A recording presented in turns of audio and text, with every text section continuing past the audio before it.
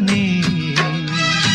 மாலை கருக்கலில் சோலை கருங்குயில் ஏன் பாடுதோ சோடி குயில் ஒன்று பாடி பறந்ததான் தேடி